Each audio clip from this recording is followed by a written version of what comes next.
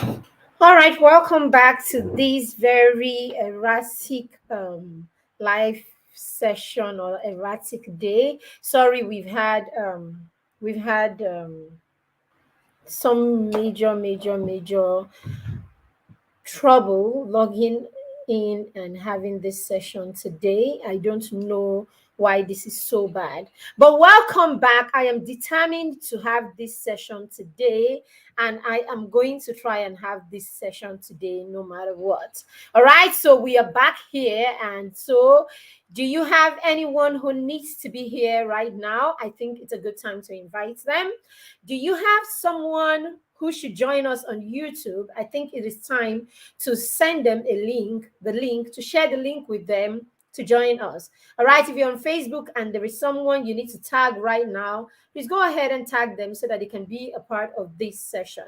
All right, we are set to do this in the next 30 minutes. If you have someone who needs to be here, please invite them to be here and join us in this session. My name is Maribel Chima once more, and I am determined to do this. We've tried to do this 3 times today and it hasn't worked, but hey, it's going to have to work this time. All right, you have someone who needs to be here, let them be here.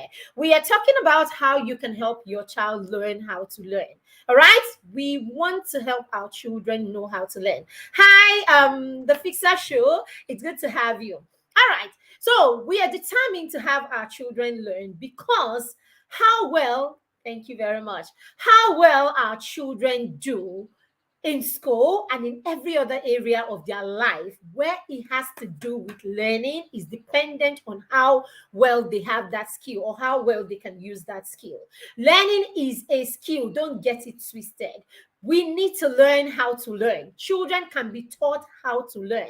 And as a parent, it is your responsibility to do everything that you can do to teach your child how to learn.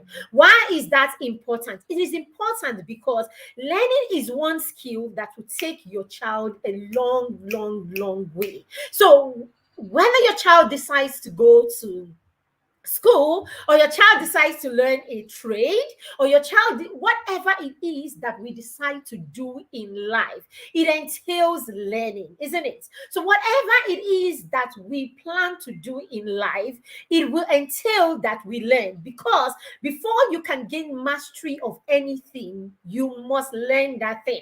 So learning gives you mastery, isn't it? So as the child learns or as the person learns a thing and continues to learn on that particular thing, what you realize is over time, this person becomes really good at that thing. And we say this person has become what? The person has mastered this thing and the person becomes an authority in that thing. So yes, that is the one thing. Learning, the ability to learn, is the one thing that every parent should do for their children. So I said every child has the potential to learn. Okay, we started this session earlier on. I had challenges with the internet. Now I have challenge, and now I have power course. But hey, we are doing this today no matter what. All right. So yes, every child has the potential to learn. It is the responsibility of the parents to ensure that this potential is maximized. Okay? It is the responsibility of the parents to ensure that the potential of learning is maximized by your child. Now, when the child maximizes this potential, the child is able to, the child is able to grow in whatever area they are learning in. The child is able to grow in whatever area they are good at. So yes, teach your children how to learn, help your children learn how to learn, and you will be doing your children a great service. Now, when we talk about learning, we cannot talk about learning without paying attention or without taking into consideration the environment where the child is learning.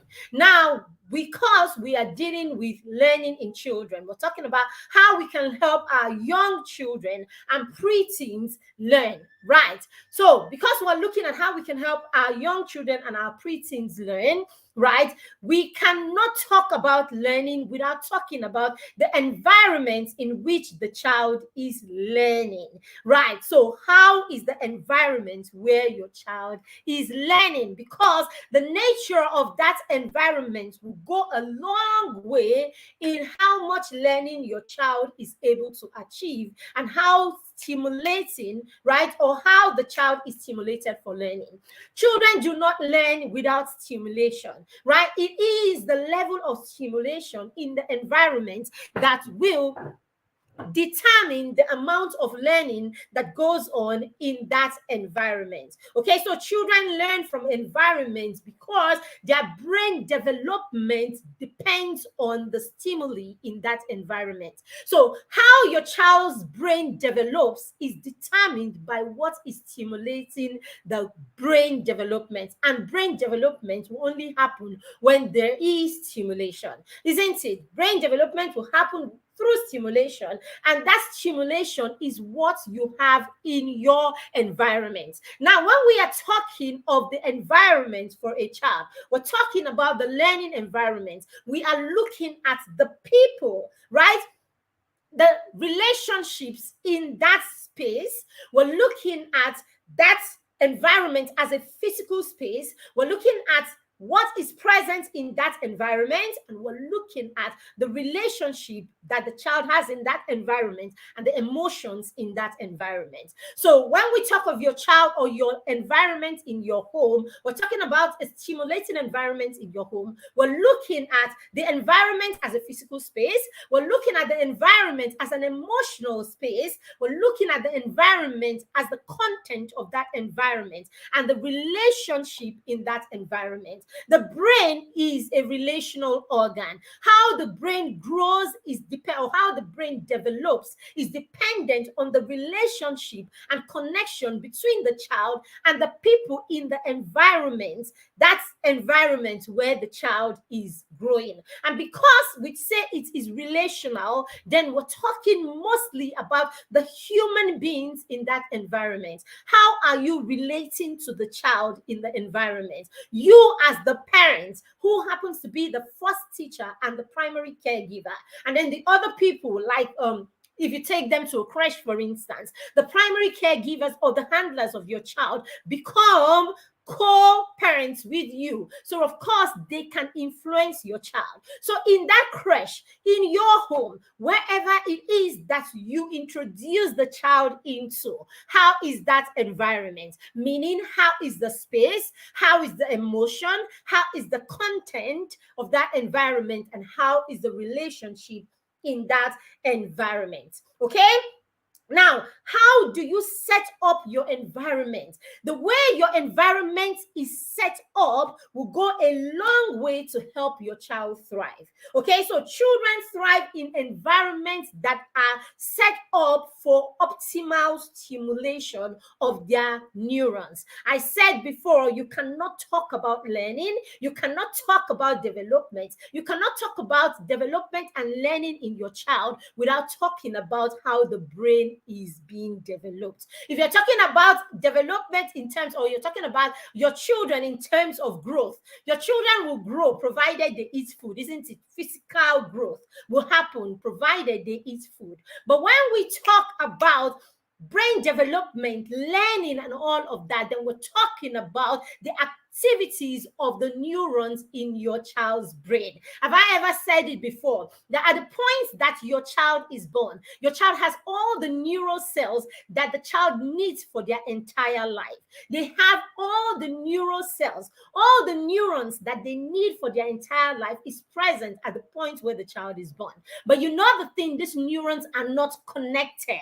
Okay, the neurons are not connected, and the connection of the neurons is going to be dependent on your relationship, what is in your child's environment, and how stimulating what is in your child's environment is. Okay, so the neural connections that is needed for your child to learn has to be triggered by learning. Okay, it has to be triggered by someone. It has to be triggered by the environment where the child is. So if the neurons required for your child to learn are not being triggered, it means that the child will not have the neural pathway that will enable learning to happen. So if your goal is to raise children who love to learn, who enjoy learning and who know how to learn. Then you need to create an environment that is stimulating for learning to happen so that you can build the neural connections that are needed for the child to learn the particular skills that you are teaching the child. So yes, how you set up your environment for learning is very important for brain development, for especially to help your child make the neural connections for them to learn the skills, the habits, and whatever it is that you want to see in their lives. So you cannot have children and you are not stimulating them. You cannot put children in an environment that is not stimulating. So yes, when you have your toddlers, you have your children in your home, right? They are making their neural connections are happening through the things happening in their environment. But we're talking about accelerated, okay? We're talking about accelerated learning. We're talking about you being able to raise children who have accelerated learning abilities. Their learning is accelerated. These children are doing exceptionally well. These children are developing beyond, developing at their level and even beyond. They are reaching all their milestones and overshooting them, as a matter of fact. Why? Just because you have the right stimulation going on in that environment. And it will shock you that this stimulation that we're talking about is not necessarily you teaching your children addition and subtraction when they are 2. No, we're not talking about those serious things that happen in school. We're talking about the environment that includes the emotion in your space, that includes how you set up your space so that it is stimulated, okay? That includes the relationship between you and the other people that have access to your child, all of this, and includes the content of what is going on in your home. When you turn on your TV, when you turn on other things in your home, what is the content that your child is consuming in that environment? And of course, most importantly, what is the relationship and the connection between the child and the people, okay, in that environment? Remember, we said that the brain is a relational organ. All right, because this show is all about giving you tools and teaching you how to take those tools and run with those tools. I'm going to be sharing with you today 5 things that you need to have in your environment, okay, in your space, that you need to have in your environment in order for you to use that environment to stimulate your child. All right, so presently we're going through a course in the academy, okay? It's the accelerating your child's learning experiences. It is robust, it is huge, it's a big, it's a big plus for every parent that is taking that course. But hey, we also know that not everyone was able to jump in and take that course at the time that we're having it. Okay, so that's why we're sharing tips and bits here and there. Okay, we're giving you what you can take and begin to apply, and what you can take, right, and begin to understand the things that your children need for you to have that child that can own their learning, love learning, enjoy learning, and of course, begin to direct their own learning, okay, as soon as possible. We don't want parents that will continue to repair.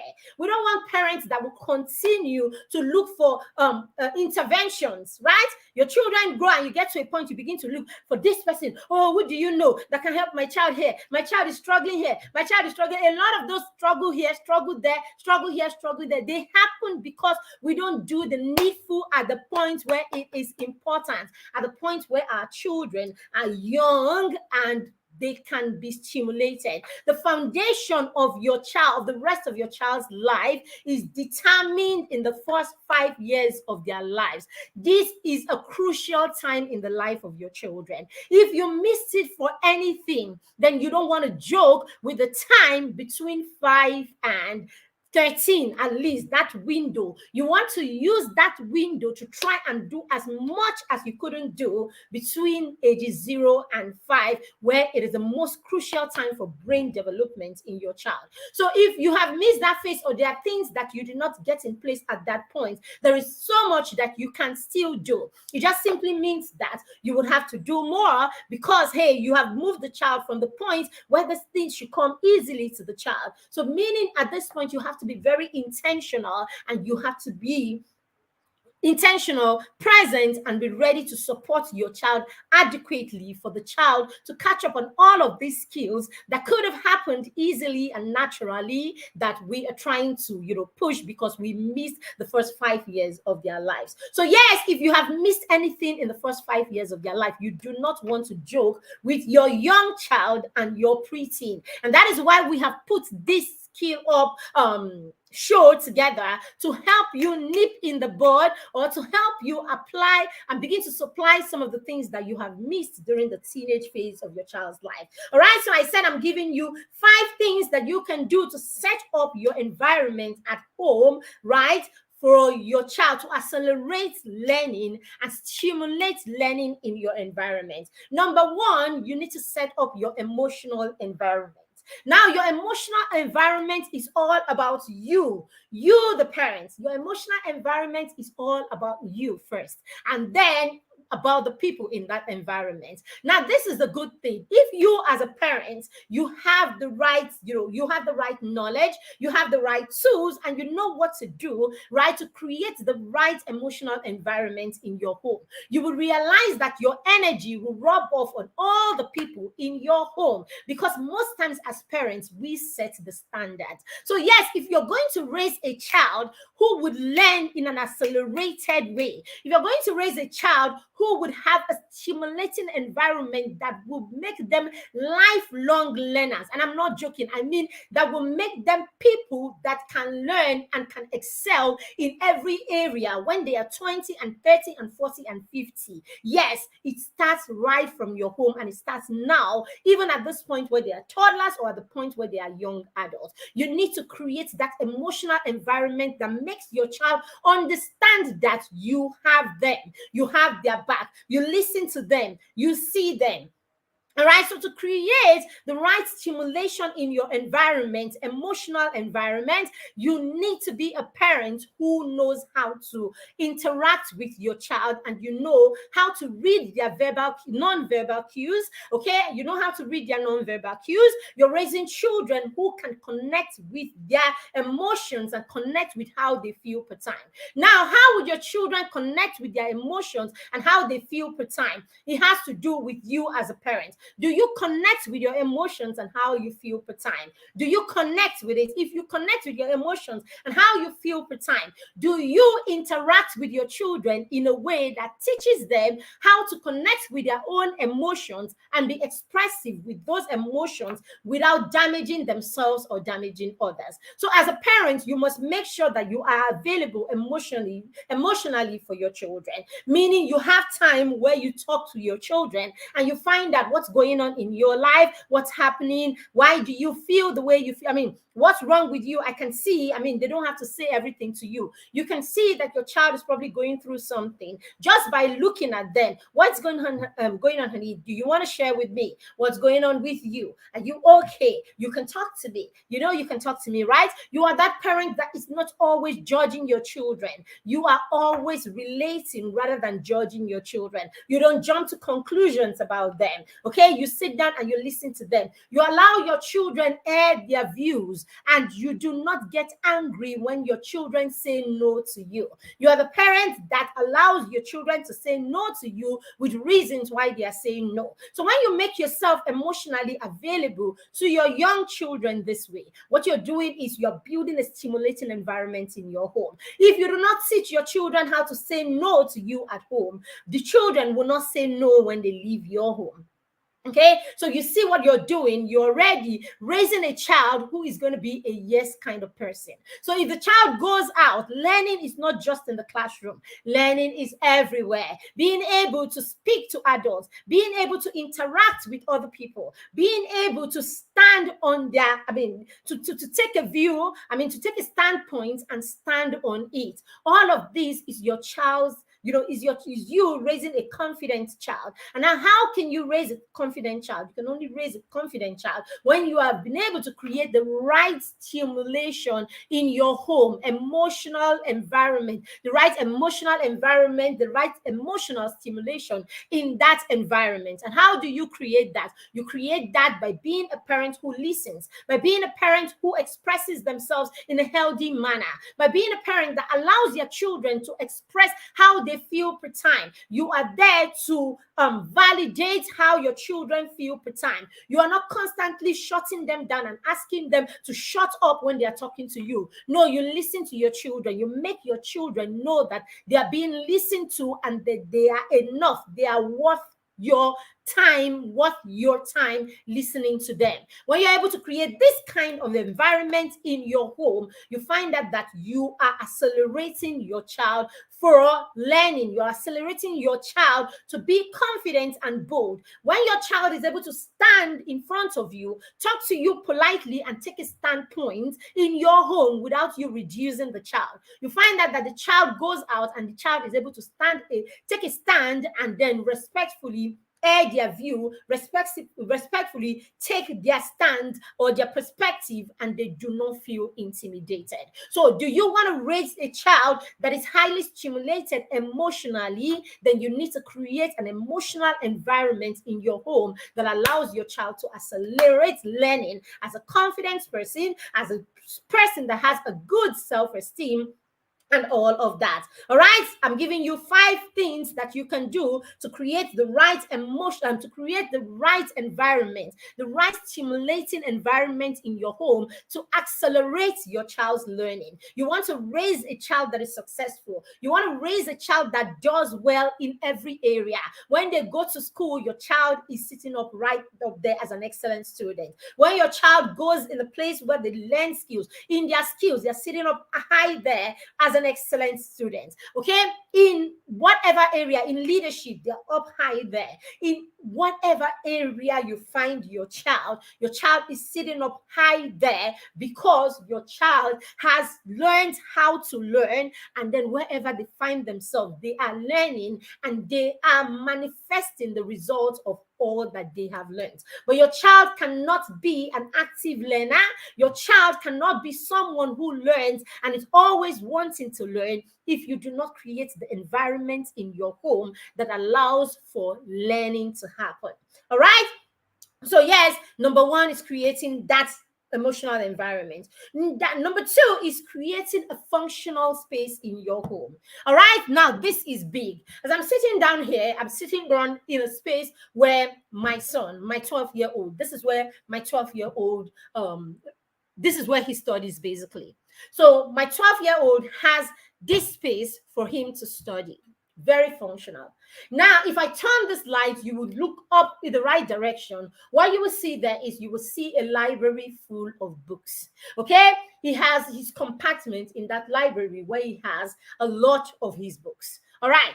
Now, if you go to his room, by the side of his bed, you will see a bookshelf, a little bookstool or something like that, where he keeps all the books that he's reading at a particular time.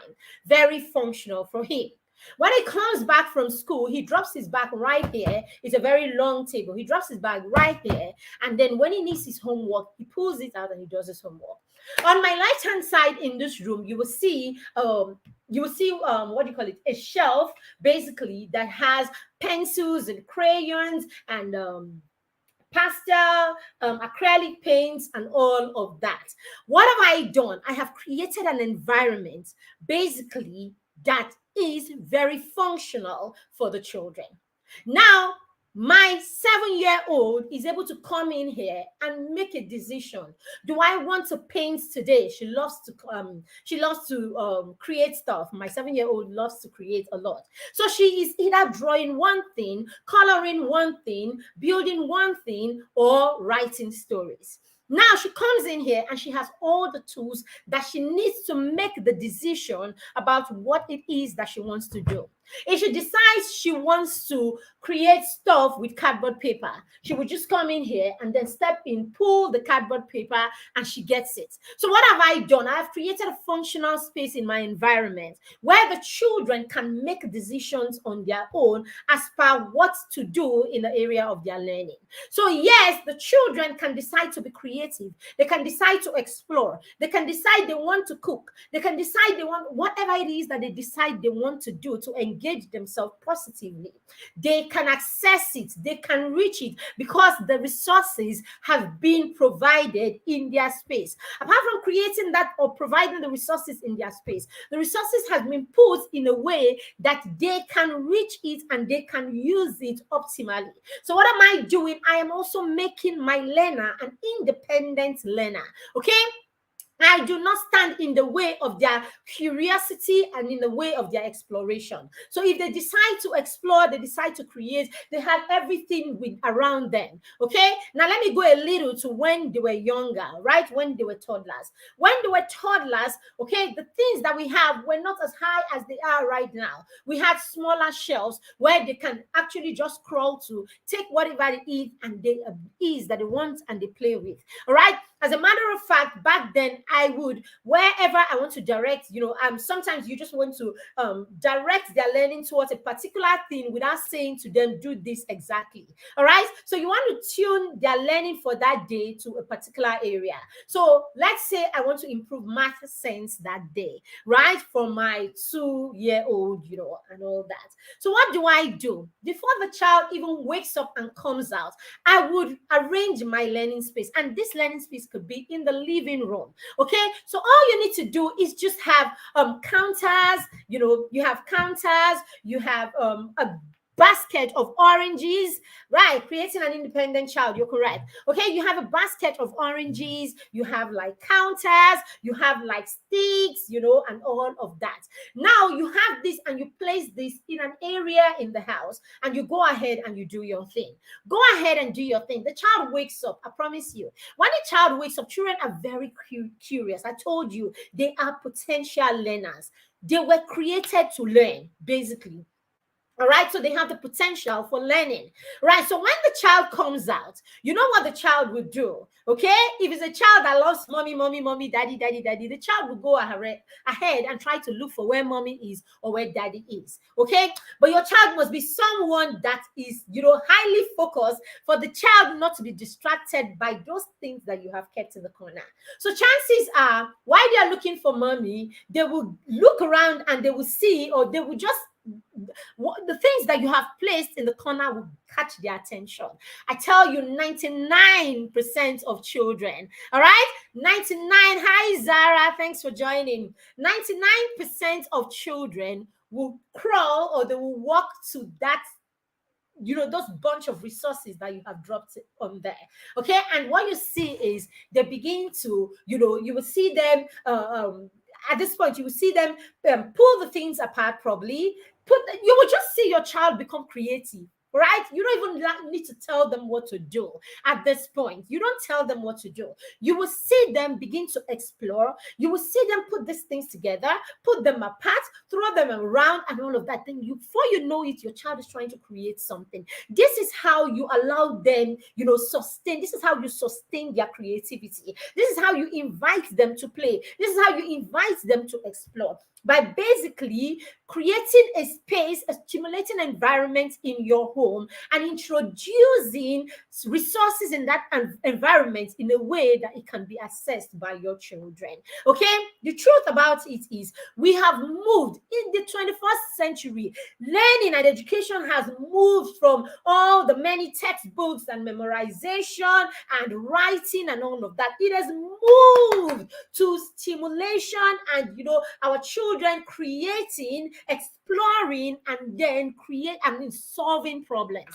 That is where we are at. In the 21st century, we are not all about writing and all about what do you call it, memorization. Okay, we're not about memorization, writing textbooks, finish from page 1 to page 20 of the textbook. No, that's not where we are. If you are still there as a parent, you are sitting on a wrong table. Okay, we are at the point where we introduce materials to our children and allow our children problem solve. We're at the point where we introduce materials and resources and allow our children explore those resources. We're at the position where we have loose parts around and allow our children create with those loose parts. This is where we are at. So if you're not creating this environment in your home, then there is something wrong. Okay, now because we know that sometimes parents don't even know what to create in their environment and what to put in their environment, do you know what we have done? We have created a challenge. We have a challenge that is coming up in November.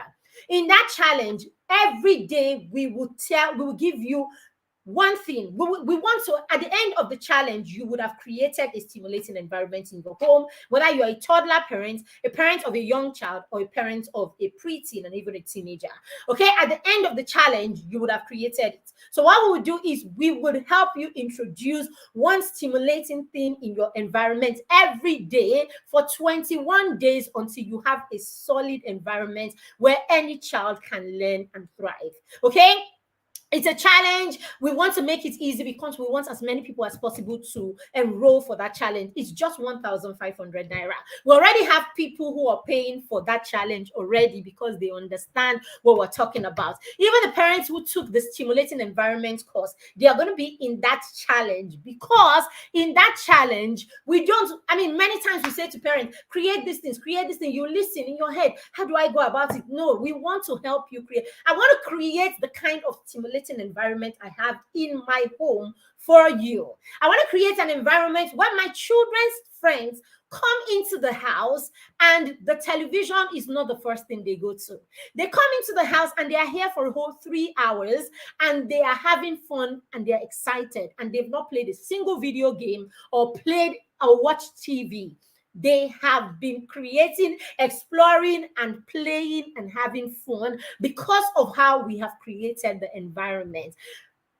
Parents, this is not the time for memorization and having people who will instruct your children. Your children are not building stamina with all those one teacher instructing another teacher instructing another teacher. No, your children need to explore. Your children need to create. Your children need an environment that stimulates them for learning. And if your environment in your home is not like that, there is something wrong with your environment. You need to create a stimulating environment straight up, and we are going to help you do this in the Accelerate Your Child's Learning Challenge that is coming up in November. Okay, as I said, at the end of this class, you will have the link where you can just click, get information. It's only 1,500 naira, and you are in this challenge ready to create that space for your child that the child will learn. Okay, now we can't talk about a functional space without talking about safety. In that functional space, you must take into consideration safety.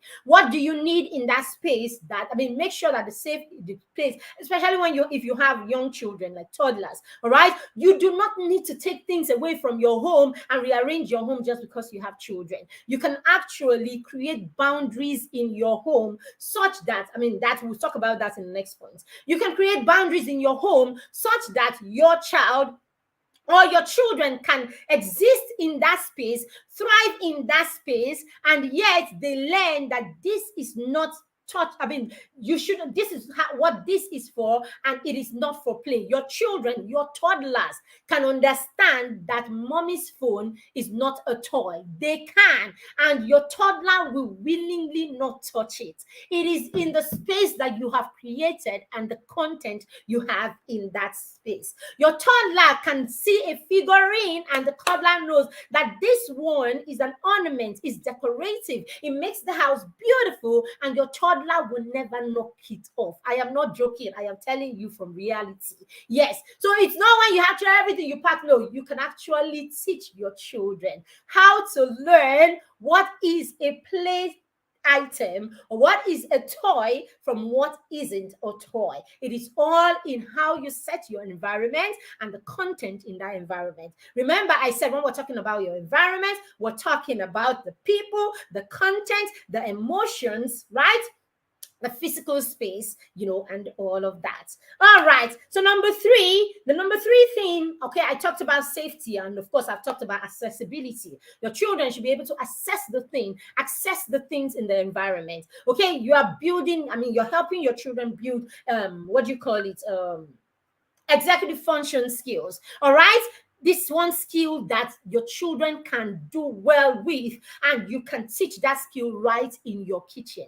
In your kitchen, through teaching your children how to manage themselves in the kitchen, safety in the kitchen, how to make simple meals, okay, and how to be independent in the kitchen. All of these can teach your children executive function skill in an accelerated way. Okay, and we'll be using some of these to help you teach your children in that challenge. But even at that, you must make sure that your children can access the things that they need, right, to learn this skill even in your kitchen. So there's a way you're going to set your kitchen to help your 10-year-old and your 12-year-old who is building executive functioning skill to actually function well in that space. The next one is routines. You cannot raise children, you cannot accelerate your child's learning without having routines in your home. Routines and schedules are very, very important. And what are routines? Routines is simply your child doing the things that they do, the skills that they need to thrive and to navigate in a functional way and in a regular way. Okay, now for you to teach routine, there has to be consistency. Okay, when your children learn to do things in a consistent way, with time they will build that as a routine. All right, so for you to teach routine, you must apply consistency, meaning you will introduce your child to a particular skill, and then you will you will help the child go through the process to achieve that skill. And then, of course, you will help your child achieve that skill through that process over and over again, and then you begin to step back. Okay, so when we work with parents, even the children that we work with in the mastermind, we have a program where we take on your children between 7 and 13 years old. It's online. It's not a physical program. It's an online program. But we take on your children and we begin to co-parent your children with you. We will teach your children the skills that you are introducing in your home. We have a system to help your child become consistent with those skills. We help your children build empathy as a skill. We help your children build accountability as a skill. We help your children build we help your children build so many skills in the mastermind program, and then we do this even from a distance. But even you will testify to the effectiveness of that program. So in the mastermind, we help the children go through this process of going through a process of doing things in a consistent way. As your children continue to do this, the neural pathways for that skill, okay, the neurons that are needed, okay, and the connection that those neurons have made, and that pathway that allows your child achieve that skill is being sharpened every time your child practices that skill until it gets to the point that your child gains mastery in that skill. Now, this is what we're talking about. All right, so this is what we're going to be helping you, okay, create a system through routines that will help your children achieve this. All right, number 4 is rich language. You cannot raise children, you cannot have a stimulating environment, and you cannot accelerate learning in your environment without rich language. Okay, what language do you use in your home? Okay, how do your children speak? How do your children speak to you? How do your children speak outside? Have you taught your children about decorum? Have you taught your children about etiquette? Have you taught your children how to use words to get their way? Have you given them the advantage of words? Have you taught your children how to use words to get people's attention? One good way that you can introduce language in your home is through books. How well are your children reading? How how much emphasis do you place on books in your home? Okay, if you're able to do all of this, and this is what we're going to be teaching you in that challenge, how you can place emphasis on books, how you can introduce books in your home, and then how you can use books to enrich language in your home. All of this, the language in your home is very, very important. Thank you, Adezi. Thank you for joining us. Okay, the language in your home is very key. And for you to accelerate learning, for you to create a stimulating environment, you want to raise children who are lifelong learners, then you need to bless them with the gift of language. How do they speak? What do they speak? Who will listen to your child? When your child opens his mouth, who listens? Can your child speak and the whole hall will keep quiet and listen? Come to me, let me talk to you about that. You can raise your 10-year-old to talk and the whole hall is quiet. You can raise your 8-year-old to speak and people of authority or people listen to them, basically, right? You can empower your children to use rich language. And I said one way to introduce language in your home is through books. Introduce books into your home the day your child is born. In fact, introduce books into your space 6 months before your child is born. You cannot joke with this. Okay, you cannot joke with this. How do you interact in your home? What kind of language do you speak to your children? What language do your children use to resolve conflicts? How do your children speak to you when they are upset? How do your children behave with you when they are not happy with you? How do your children behave when there is something bothering them? Do they cower because if they try, you will put them in their place? Can your children hold you accountable? Can your children walk up to you and say, "Excuse me, mommy, can I have a word with you?" Can your children see you and your friends or people and they say, "I'm sorry, excuse me, ma'am, can I have a word with my father? Can I have a word with my mother?" What language are you raising your child with? Language begins from the day, language begins before your child is born. All right. Now, lastly, I said I'm giving you 5 activities. What activities do you have in your space? Are you the parent that your only business with your child's learning is paying school fees? After school fees, you buy the books. After the books, you employ the teacher. After you employ the lesson teacher, you pay the lesson teacher, and that is it. You are done. What activities do your children have? How are you engaging your children? What activities happen in your environment? When people walk into your home, when they walk into your home, what does your home say? Okay, are you just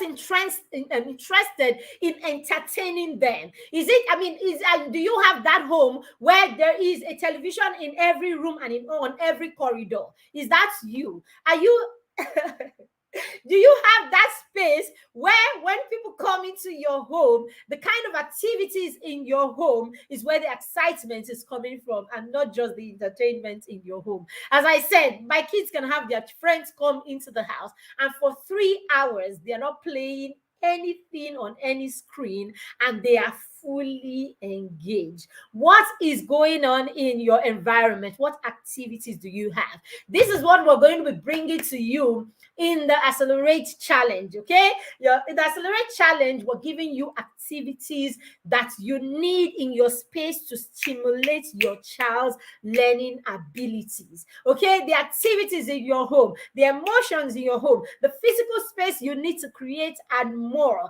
These are all of the things, the language, the rich language that needs to be in your space, how to help your children build their decorum. All of these, we're going to have you for 21 days, helping you build your environments every day for 21 days with tools, with all that you need. At the end of the 21 days, you will look around and you will know that, yes, learning, that is in this space. Thank you very much, everyone. We're so sorry for all the glitches that we've had today. It's been a very glitchy day, but hey, we were determined to make sure that we have this class. And yes, we've had it. All right, so there you go.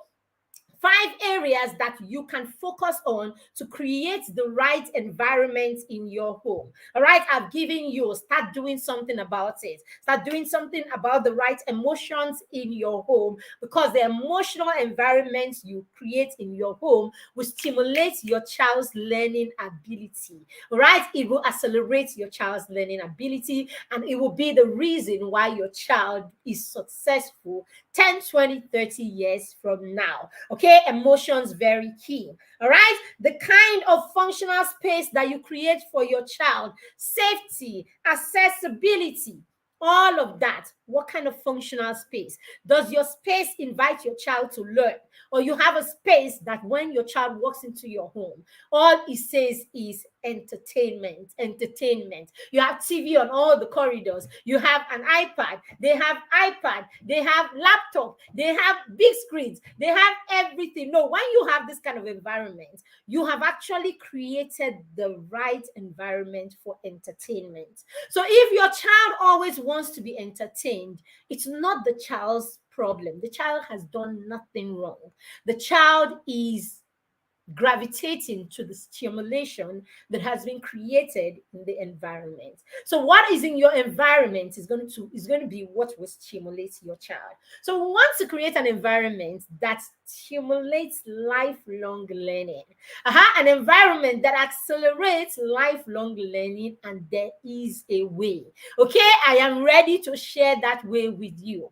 21 whole days, I am going to be with you, helping you create that space, because I know that space cannot be created in 2 days, in 1 week, or in 2 weeks. It's more than that. That's why I want to be with you for 21 days.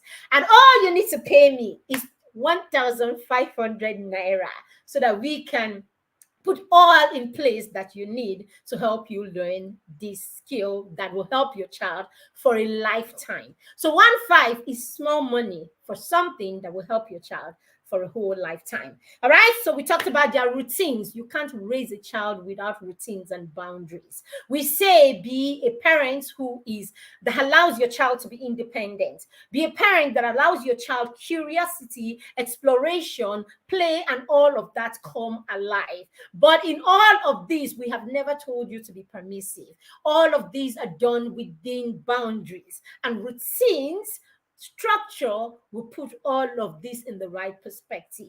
When we say let your children be free, it's not because we are anyhow people. We say let them be free because we are people that know how to create boundaries and structure. We give our children freedom, yet we raise the most well-behaved children. You begin to wonder how these things possible. They are. You can raise a well-mannered, well-behaved human being that is independent and has got is independent and has got freedom of expressions and all of that within boundaries. All right, so you know that being assertive is different from being rude. So your child can be assertive, can assert themselves, and yet that child can be the most polite child. That's what we're talking about here. All right, so we also talked about the fact that rich language, you want to create a stimulating environment, you want to raise children who will excel, all right, and who will enjoy and love learning. Then hey, that environment has got to be rich with language. Okay, rich language. And we're going to give you tools that will help you introduce rich language in your environment. And lastly, the activities that spark your day, the activities that engage your children. If your children are not engaged in productive things, they will get engaged in non-productive things. The sad part is when children get engaged in non-productive things, the results are hard, painful, regretful, and damaging. Thank you very much for everyone who made time to be here. We do not take it for granted that you allow us be a part of your parenting journey. My name is Maribeth Chima. I am the founder of the Parenting Through Mentorship Academy and PTM Resources. I am that matrix matron. That's what they call me in the mastermind. I am the matron, and my big vision and goal is that we're able to raise young children and preteens who are highly skilled, highly productive, highly productive, skilled, and already honing leadership skills by the time they step into their teenage. Because we want to help you create the best, the most exciting, the most respectful, the most enjoyable teenage parent relationship ever. Because we know that when you nip that phase, the teenage stage of your child's life, then you have positioned your child to be successful for the rest of your life, of their lives. Because a responsible teenager definitely will become a responsible young adult. And as soon as we cross these two phases, the rest is just mounting success after success, success after success. And this is my hope and dream for you. Thank you very much for joining us. Have a lovely rest of the day and a beautiful, beautiful, beautiful week ahead. God bless you. Bye.